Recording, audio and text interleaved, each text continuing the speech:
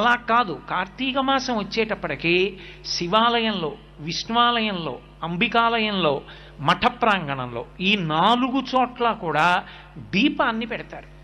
మీకు 12 నెలలు ఉన్నప్పటికీ కూడా 12 నెలలలో ఏ నెలలో పెట్టే దీపానికి కూడా ఆ నెలతో దీపం పేరు లేదు.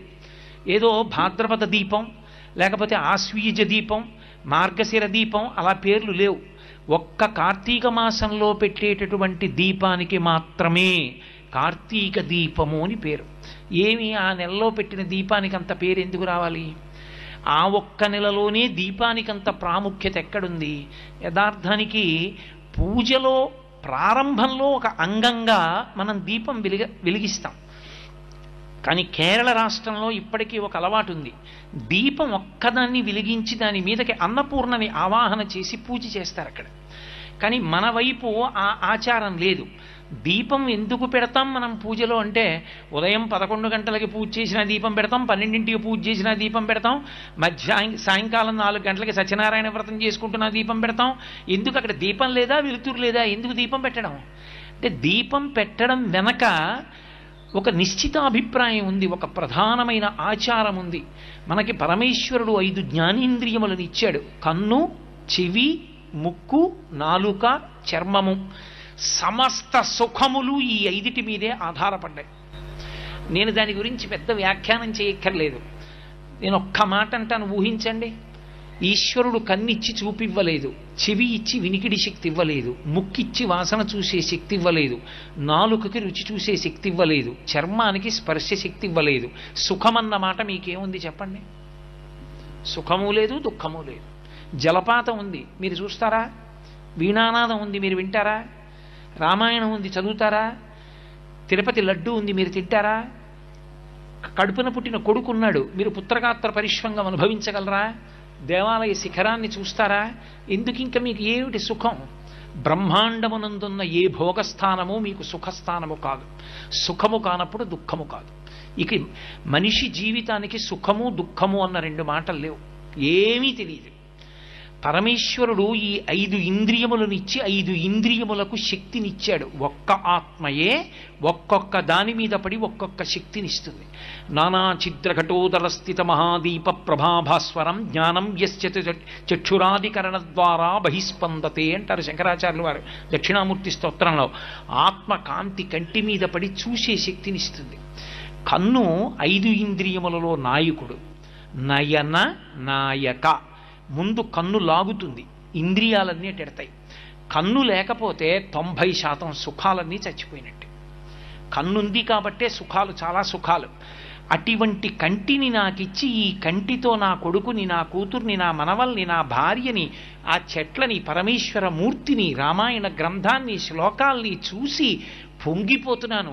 ఇన్ని చూసి ఎంత పొంగిపోతున్నానో. ఈశ్వర, ఈ కన్ను ఇచ్చావు కాబట్టి నాకు ఇన్నున్నాయి. ఈ కన్నిచ్చిన నీకు కృతజ్ఞత చెప్పడానికి ఆ వెలుతురికి ప్రతీకగా నీ ముందు దీపం ఉంచుతున్నానని దీపం పెడతాను తప్ప కాంతి లేదని దీపం పెట్టుతున్న వాళ్ళం కాదు. ఒక ఆచారాన్ని పాటిస్తున్నామంటే వేదం దాన్ని ఎందుకు పాటించాలో చెప్పింది. అందుకు దీపం. ఆ దీపం పెట్టి పూజ ప్రారంభం చేస్తాం. కానీ కార్తీక మాసంలో పెట్టే దీపం అందుకొరకు కాదు. కార్తీక మాసంలో పెట్టేటటువంటి దీపానికి ఒక్కదానికి ఒక ప్రత్యేకత ఉంది. ఒకటి, ఆంతరమునందు ఉద్దీపనాన్ని పొందుతాడు, బాహ్యమునందు లోకోపకారం చేస్తాడు. ఎందుకని? ఈ ప్రపంచంలో పరమేశ్వరుడు ఒక్కొక్క దానికి ఒక్కొక్క విభూతినిచ్చి నువ్వు మాత్రమే అనుభవించు, ఇతరులకు చెందదు అన్నాడు. అది తానే అనుభవిస్తుంది. కొన్నిటికి పరమేశ్వరుడు విశేషమైన విభూతినిచ్చినా అవి తమకి అనుకూలంగా వాటిని ఉపయోగించుకోవడం కూడా వాటికి చేత కాదు. మీకు నేను ఒక ఉదాహరణ చెప్పాలంటే, భగవంతుడికి పూజ చేశామనుకోండి, ఆయన బడలిపోతాడు. ఆయనకి కూడా అలసట ఉంటుంది. ఇన్ని పువ్వులు మీరు వేశారనుకోండి, వేడిక్కిపోతాడు ఆయన. మల్లెపూల్లో చేయి పెట్టి చూడండి ఎంత వేడిగా ఉంటుందో, చాలా వేడి. ఇంత అగరత్తుల కట్ట వెలిగించి అక్కడ పెడతాడు, పొగ. బడలిపోయిన పరమేశ్వరుడికి చామరం వేస్తే ఆయన అమ్మయ్యా అని ప్రశాంతత పొందుతాడు. అందుకే రాజోపచారాల్లో చామరం జయామి చామరం వేస్తాం. చామరం ఎక్కడిది? చామరీ మృగం యొక్క తోక. ఆ చామరీ మృగం యొక్క తోకలోని వెంట్రుకలను గుదిగుచ్చి చామరంగా వేస్తాం. తన వెంట్రుకలు ఈశ్వరుడి యొక్క ఖేదాన్ని కూడా తగ్గించగలిగినంత గొప్పవని తెలుసుకుని చామరీ మృగం వచ్చి చామరం వేస్తుందా ఈశ్వరుడికి?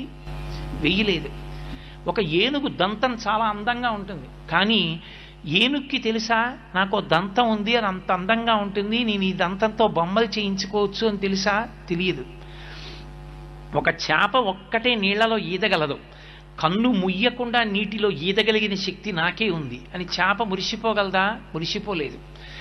నీటిలో ఉన్న చేప భూమి మీద ఉండలేదు, భూమి మీద ఉండే ప్రాణి నీటిలో పడి బ్రతకలేదు. కానీ ఒక్క మనిషి మాత్రం చామరీ మృగం వెంట్రుకలు తెచ్చి ఈశ్వరుడికి చామరం వేసి పుణ్యం పొందుతాడు. గడ్డి తిని పాలిచ్చే ఆవు పాలు తెచ్చి అభిషేకం చేసి ఇహమునందు పరమునందు కూడా సౌఖ్యాన్ని పొందుతాడు. ఎక్కడో నీటిలో తిరుగుతున్న చేపని పట్టుకుని తెచ్చి తాను తింటాడు. ఎక్కడో పక్షులు ఎగరవలసిన ఆకాశంలో తాను విమానం ఎక్కి ఆకాశంలో ఎగురుతున్నాడు. ఈ భూమి మీద వేగంగా వెళ్ళడానికి వీలైనటువంటి సాధనములను ఎక్కి తాను వెడుతున్నాడు. సింహాలు పెద్ద పులులు స్వేచ్ఛగా తిరుగుతుంటే తాను నిర్భయంగా ఉండడానికి బలిష్టమైన ఇనపబూచలతో కూడుకున్న వాహనం ఎక్కి స్వేచ్ఛగా విహరిస్తున్నటువంటి వాటిని అరణ్యంలో చూస్తున్నాడు. దేని విభూతిని అదే అనుభవిస్తుంది ప్రపంచంలో. అన్నిటి విభూతిని తానవిగా అనుభవించగలిగిన వాడు మనుష్యుడు ఒక్కడే. ఆ శక్తి ఈశ్వరుడు ఒక్క మనుష్యునకే ఇచ్చాడు, ఇంకెవ్వరికీ ఇవ్వలేదు. అన్నిటినీ నీవిగా అనుభవించగలవు. ఒక కుక్క ఉంది, రాత్రి తెలివిగా ఉండి ఎవరింట్లోకి అనుమానాస్పదంగా ఎవరు విడుతున్నా అరుస్తుంది కుక్క. దానికి విభూతి ఉందని తెలిసి నీ ఇంటికి తెచ్చి ఒక కుక్కని రాత్రి విడిచిపెట్టుకుని నిన్ను నువ్వు రక్షించుకుంటున్నావు పడుకొని. కానీ నీ దగ్గర బలవంతంగా గుప్పెడన్నం మాత్రం కుక్క తినలేదు. నీ గడప దాటి లోపలికి వస్తే కొడతావు. కుక్క శక్తిని నువ్వు వాడుకుంటావు. నెమలి అది పురి విప్పి ఆడితే ఎంతో సంతోషంగా ఉంటుంది. గబగబా కెమెరాలు పెట్టి ఫోటోలు తీసుకుని చూసి ఆనందిస్తారు. ఒక్కసారి మీకు ప్రవచనం వచ్చు కదా, ఓ శ్లోకం చెప్పండి అని నెమలి నన్ను అడగలేదు. నేను సమస్త భూతముల యొక్క విభూతిని నేను అనుభవిస్తాను, కానీ నాకున్న విభూతిని ఆ ప్రాణులు మాత్రం అనుభవిస్తాయని నమ్మకం ఏం లేదు. ఇన్ని ప్రాణుల యొక్క అనుగ్రహాన్ని నువ్వు పొందుతున్నావు. అందుకే అవి ఇంకా కొన్ని కోట్ల జన్మలెత్తితే తప్ప పొందలేని మనుష్య శరీరాన్ని నువ్వు పొంది ఉన్నావు కాబట్టి నువ్వు ఇప్పుడు వాటికి ఉపకారం చెయ్యాలి. ఆ ఉపకారం చేసి సమస్త భూతములను తరింప చెయ్యగలిగిన శక్తి మనుష్య ప్రాణికి అనుగ్రహింపబడిన కాలం కార్తీక మాసం. అందుకే సూర్య భగవానుడు దూరంగా ఉంటాడు, వేడి తగ్గి ఉంటుంది. వేడి తగ్గి ఉన్న కారణం చేత చలికి చాలా జీవులు శరీరాలు విడిచిపెడతాయి. చలికి శరీరాలు విడిచిపెట్టకుండా నువ్వుల నూనెతో ఆవు నేతితో దీపం పెడతారు. ఈ రెండిటితోనే ఎందుకు పెట్టాలి? కార్తీక సోమవారం అండి, కార్తీక సోమవారం అండి అంటూ ఉంటారు. కార్తీక సోమవారం అండి, కార్తీక సోమవారం అండి అనడానికి కారణం ఏమిటంటే చంద్రుడు మొట్టమొదటి హోరలో ఉన్నటువంటి రోజున ప్రారంభమయ్యేటటువంటి రోజుకి సోమవారం అని పేరు.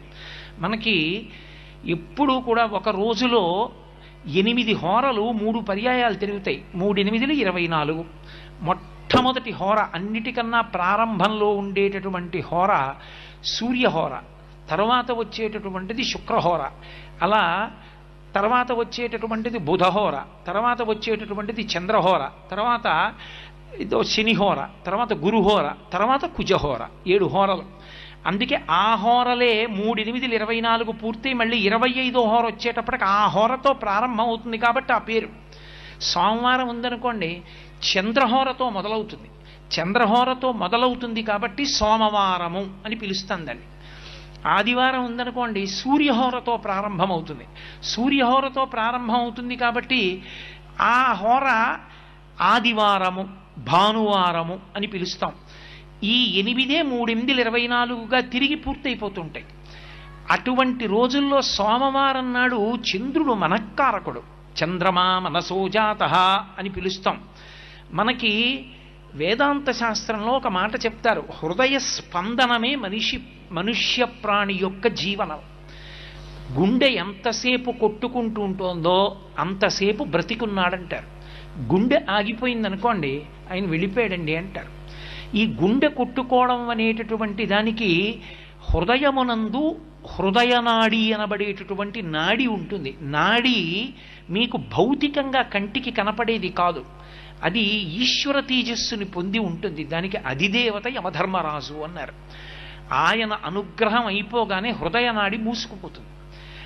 యమదంష్ట్ర బయటికి వచ్చిన కారణం చేత ఆ కాలంలో హృదయనాడి మూసే అధికారాన్ని ఎక్కువగా ఉంటుంది. యమధర్మరాజు గారు దేనికి ప్రీతి పొందుతాడంటే, నువ్వుల నూనె వలన నువ్వుల నూనెలో వెలుగుతున్న దీపపు ఒత్తి మించి వచ్చేటటువంటి పొగ వాసన చూస్తే హృదయ నాడి బలిష్టమవుతుంది. యమధర్మరాజు గారు ప్రీతి చెందుతాడు, ఆయక్కారకం అవుతుంది, హృదయ నాడి నిలబడుతుంది. ఆకారం ఉండదు. సాకారంచ నిరాకారం నిర్గుణంచ గుణాత్మకం తత్వం తత్పరమం బ్రహ్మ ఇది వేదాంత డిండిమహ అంటారు శంకరాచార్యులు వారు. వేదాంత డిండిమం చేస్తూ నిర్గుణం సగుణం అని రెండు రకాలు. నిర్గుణంలోకి వెళ్ళాలనుకున్నవాడు పరమ వైరాగ్యంలో ఉన్నవాడు వెడతాడు. సాకారమును ఉపాసన చేసేవాడు బాహ్య ప్రయోజనం కావాలనుకున్నవాడు మనసు నిలబెట్టాలి కాబట్టి ఒక ఆకారాన్ని పూజ చేస్తాడు. యథార్థమునకు అది ఒక కాంతి పుంజము. ఆ కాంతి పుంజమే దివ్యే దీపము, అదే ప్రకాశము. ఆ దీపమే పరమేశ్వర స్వరూపము. అందుకే దీపం గురించి చెప్తూ ఉపనిషత్తు ఒక మాట చెప్తుంది, ఆ దీపమే పరమేశ్వరుడు. నతత్ర సూర్యో భాతి చంద్రతారకం నేమా విద్యుతో భాతి కుతోయమగ్ని త్వమేవ భాంతమనుభాతి సర్వం తస్య భాషా సర్వమిదం విభాతి అంటుంది. ఆయన ఉన్నాడే ఆ పరమేశ్వరుడు, ఆయన ఒక పెద్ద వెలుగు. ఆయన వెలుగు ముందు సూర్యచంద్రులు ప్రకాశించరు. ఎందుకని అంటే ఇక ఆ వెలుగు ముందు ఈ వెలుగులు పనిచెయ్యవు. కాబట్టి ఆయన ఒక్కడే ప్రకాశిస్తూ ఉంటాడు. ఆ ప్రకాశిస్తున్నటువంటి ఆ కాంతిపుంజం ఉన్నదే అదొక్కటే పరమేశ్వర స్వరూపం. పోతన గారు భాగవతం చేస్తూ అంటారు, లోకంబులు లోకేశులు లోకస్తులు తెగిన తుది అలోకంబకు పింజీకటి కావల యవ్వండేకాకృతి వెలుగు అతని నేసేవింతున్నంటారు. ఈ లోకాలు, ఈ లోకేశులు, ఈ లోకస్తులు వీళ్ళందరూ మహాప్రళయంలో పడిపోతే, నీటితో నిండిపోతే, కటిక చీకటి ఆవరిస్తే, సూర్యచంద్రుల యొక్క గమనం ఆగిపోతే, ఈ కటిక చీకటికి ఆవల ఒక్కడు వెలిగిపోతూ ఉంటాడు. ఆ వెలిగిపోతున్న ఆ వెలుగులకు వెలుగైనదున్నదే అది పరమేశ్వర స్వరూపం. దాన్ని నేను పిలుస్తున్నానన్నాడు గజేంద్రుడు అష్టమ స్కంధంలో. కాబట్టి యథార్థమునకు ఈశ్వర స్వరూపము ఒక వెలుగు. ఆ వెలుగుని చేరుకున్నావు అంటే గుర్తు ఏమిటంటే నువ్వు గోడ దాటావు అని అర్థం. దక్షిణాయనంలో ఉపాసన ఎన్నేళ్లు చేసినా సాకారం దగ్గర ఆగిపోకూడదు. ఒక ఆకృతిని పట్టుకోవడం దేని కొరకు అంటే ఒక గోడ దూకడానికి. చూడండి, గోడ దూకే వాళ్ళు ఉంటారు, లాంగ్ జంప్ చేస్తారు అంటారు. వాళ్ళు చేత్తో కర్ర పట్టుకుని పరిగెత్తుకొస్తారు, ఓ గోడ దూకాలి. పరిగెత్తుకొచ్చి కర్రని భూమికి తాటించి ఆ కర్రని ఆధారం చేసుకుని తన శరీరాన్ని అలా పైకెత్తి గోడ మీద వరకు తీసుకెడతాడు. గోడ మీద వరకు వెళ్ళిన తర్వాత కర్రని ఇటుదిలేసి తాను అటు పడిపోతాడు తప్ప, ఓ కర్రా గోడ దూకడానికి ఇంత దూరం నాకు సాకారంగా వచ్చి పరిగెత్తుకొచ్చి నేను భూమిలో గుచ్చి పైకెత్తినప్పుడు నా శరీరం పైకెత్తడానికి ఉపయోగపడిన సాధనమా, నువ్వు నాతో రా అంటే తను ఇటు పడిపోతాడు. కర్రని ఇటు విడిచిపెట్టి తాను అటు పడిపోవాలి.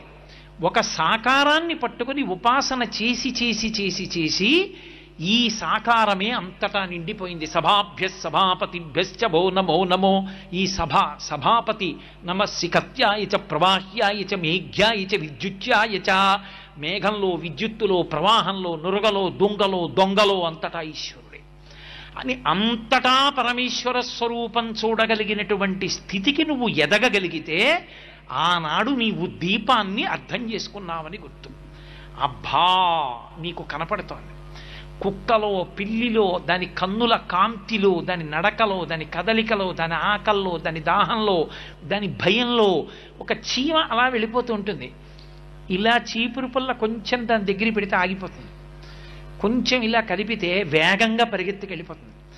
దాని ఇంత చీమకింత మెదడు, ఆ చిన్న మెదడులో దాని శరీరం మీద అభిమానం, దానికో భయం, దానికో జ్ఞానం. ఇది పుల్ల, దీన్ని పుచ్చుకున్నవాడు ఉన్నాడు, వాడు గుచ్చుతాడు, మనం చచ్చిపోతాం, మనం పారిపోవాలి, అది పరిగెత్తడం. ఇన్ని భావనలు ఉన్నాయి. నీలో ఏ చైతన్యం ఉండి భావనలు కల్పిస్తోందో ఆ చైతన్యం దానిలో ఉంది. దాన్ని నువ్వు సృజించలేదు, దాన్ని చంపే అధికారం కూడా నీకు లేదు.